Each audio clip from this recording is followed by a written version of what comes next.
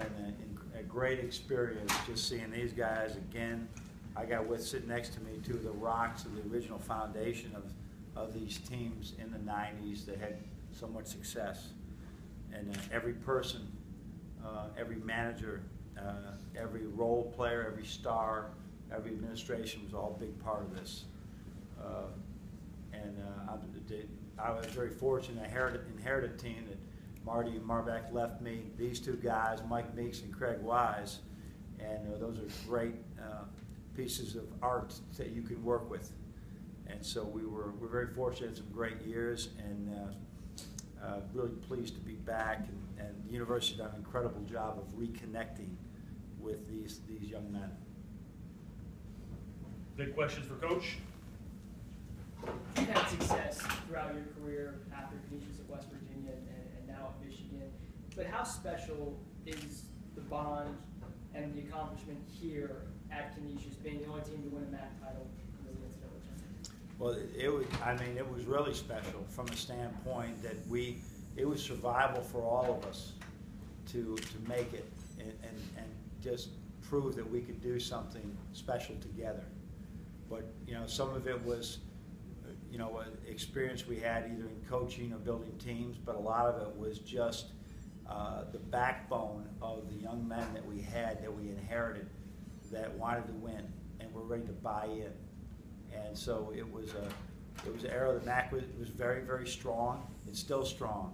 8 great teams that you had to play, but we're very fortunate, like you say, you're only as good as the people on your bus. We had great people on that bus.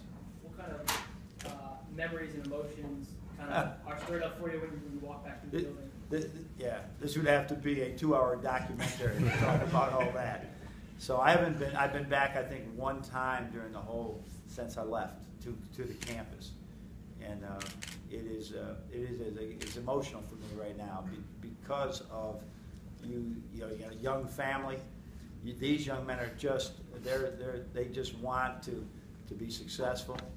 And last night I was apologizing for them for being so hard on them, and somehow they were thanking me for being so hard on them. I can't figure that one out.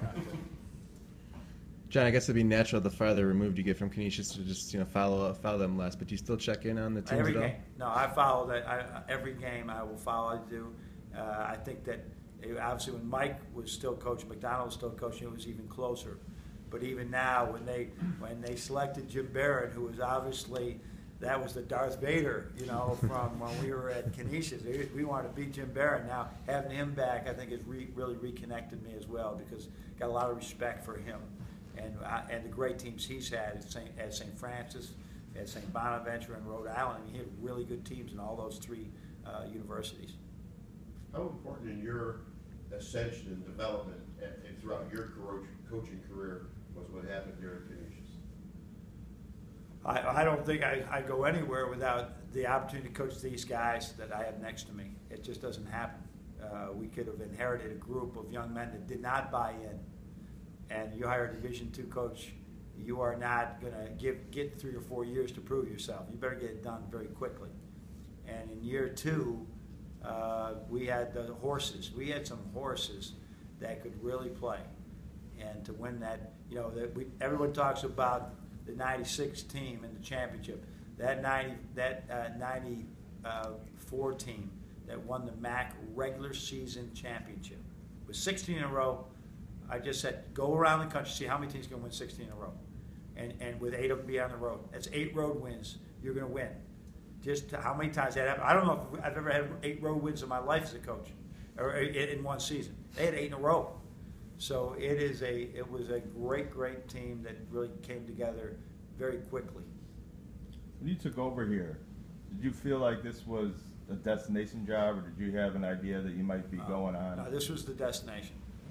This was the destination. To come back home, my family, I had this huge family, huge family, from Western New York, mostly Niagara County. But my uncles had played here. My uncles were great players here. My uncle had been a coach here. It was the destination, and just worked out otherwise. But I wasn't looking around. Just something sort of came up. But after 5 years, I felt that if I ever was going to move, it probably was the right time.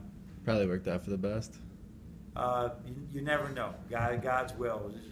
Any good Jesuit-educated guy knows you better follow God's will. How about for the two players? Coach talked to you about being tough on you. What do you think of?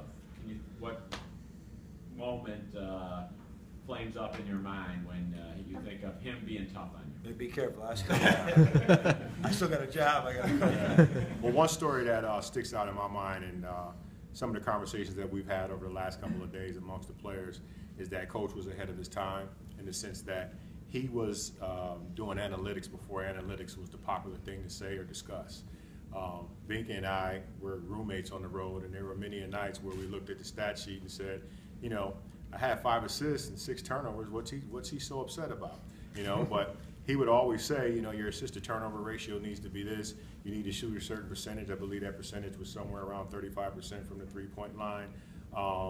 We played Colgate December 23rd, and this is why this sticks out to me because I'm a local guy from Buffalo, and we're on the bus and we get back and it's Christmas Eve, and everyone, Bink's going back to Philly, Craig's going to Philly, Mike's going to Canada, and everyone grabs their bags and they're like, okay, we got a couple days to lay off, and I'll see you guys when I get back.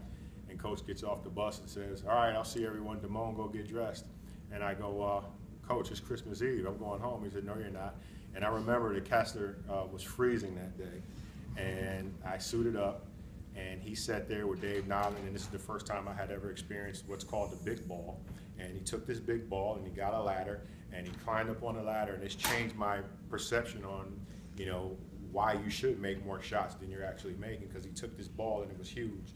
And he goes, climb on the ladder, Dave, and put this ball in the rim. And he says, Damone, this rim is huge, and this ball fits through it, and there's still room. And you're shooting 23% from the 3-point line. And so I remember shooting jump shots for about 2 hours on Christmas Eve. My mom's going crazy. This is the pre-cell phone era, so they didn't know if something had happened to me or not, because there was no means of communication to get in contact with me at that time in the gym. But I sat in the gym, and the next day, I think Christmas, he gave me off, and he said, be in here on the 26th, and we shot again. And from that point on, it made me realize and appreciate the value of hard work and someone that cared about me. And up until that point, no one had ever talked to me about my shooting percentage. I figured if I went 15 for 35, that was great if I had 30 points, but, I could have been more efficient. And I think, that's a testament to Coach, because when you look at his teams even today and the way they play, he may not have, the one-and-doners like Kentucky may have or some of those other programs. However, he gets the most out of his players. And I think that's a testament to him and the way he approaches the game and his preparation. So I would say that was the most interesting story in terms of his work ethic and dedication to the process of being a good coach and being a better basketball player. And it shows to this day. So I think, just watching his teams and his experience at Canisius, I think some of those things were instilled in us, and I think it applies to even your personal life to this day. Just working hard, and you'll get the results. So. For me, it was thanks to I don't know how to follow that up. He answered everything, but for me, there's a lot of similar things that Damone spoke on, but it was more so the character building, which Coach was very big on, and discipline and structure. And I spoke about this earlier. I spoke about this last night. And Coach is big on character. And you can't just come and play under Coach and think you're going to do what you want. He builds structure, character, discipline through culture, not only on the court but off the court. And he instilled us the 5 Ps for my sophomore or junior year. 5 Ps were proper preparation prevents poor performance. And not only did he say that carried on through basketball, but it was going to carry on through life and through life journeys. I still carry the 5 Ps with me and with my family in order to deal with life as being prepared. And he's a big stickler for detail. And when I was here my senior year, my last conversation I had with the media is, can't wait to see Coach Beilein in 10 years, because I knew he had the recipe for success. I knew it as a player. John, this is sort of a theoretical question, but you're on pace to have your best shooting team. I think of your career right now. You're 8th in the country in 3-point shooting. I mean, it doesn't apply to you because you're always recruit skilled guys. But what percentage 3-point shooting would you have in your mind where you say, if we can't hit this, then I'm not shooting 20 a game. I'm shooting less? Yeah, I think it's up. Back in those days, we were looking at 33% was, that would be 50%, I think, from 2. Right. I think that was, so right now, it's up. It's like 37, 38 it'd have to be. If We're you at can't 40. shoot 37, then you're going to Then you readjust get, and back well, off. no, it's more of an individual thing, right? It's an individual thing about which guys get that shot. Some guys have green lights, right? In his junior year, he didn't have a green light. His senior year, he had an absolute green light because he showed it through our drills every day. He could get it done, right? He always thought he had the green light, whether I told him he did or not. But when he hit some big threes against Washington State here, he put this hometown crowd into a frenzy. That game wasn't over, but it was on the way to be over. So if he learned to become a really good shooter and take better shots, raised his percentage. So I would say it depends on the shooter. Like for us right now, like a Duncan Robinson has a absolute green light. I'd love to see Derek Walton even shoot it more, but I can't tell that to everybody on the team. You said you charted it. Did you chart it in practice? They had these shooting drills they'd have to do in order to be able to have a green light. Because you just have to do it. And if they could make these numbers in practice, they'd have a green light. Now, if they have problems in a game where they can't make it when the lights are on, then you got to back off and you got to rethink it. But you can't be doubting their shots in the game. So they sort of get to know it's a good shot for them. These two might be completely different. We'll take one more for Coach and the guys. John, real quick, you well documented that you won at every level of basketball. My question to you is, today's the time to look back as you come back to Canisius. What's changed in the game of basketball over your period of time looking back? Wow, like you do a survey sometime and see how many guys were head coaches in college basketball before the three-point line, and you won't find many of us. We're dinosaurs. And then obviously the three-point line, which led to the 45-second clock, which led to the 35-second clock, which now is the 30-second clock.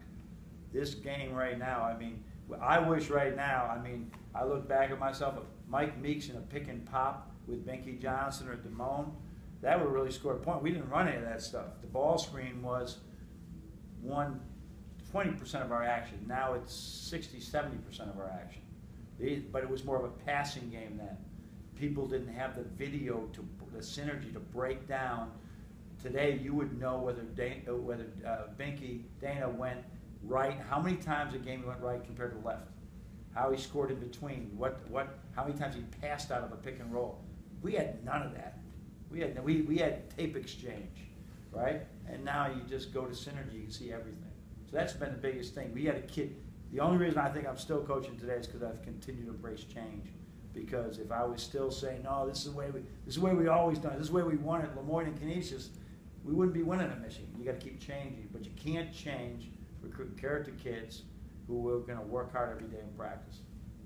Do you think the game is better now, more advanced? There's times I don't think it's as good. I think there's times that we're just running a high pick and roll over and over and over again. The NBA, has great TV and it's got great, but there's some things to the college game I really like. I was really comfortable with the 35. Maybe this 30 will be good overall. If it's better overall the game, then I'm not going to complain. But for the way we want to play, I think we can still score points without shooting as often. But we're shooting it more often right now, and we're still scoring. So I guess that just may be me. Gentlemen, thank you. Thanks, everybody, very much.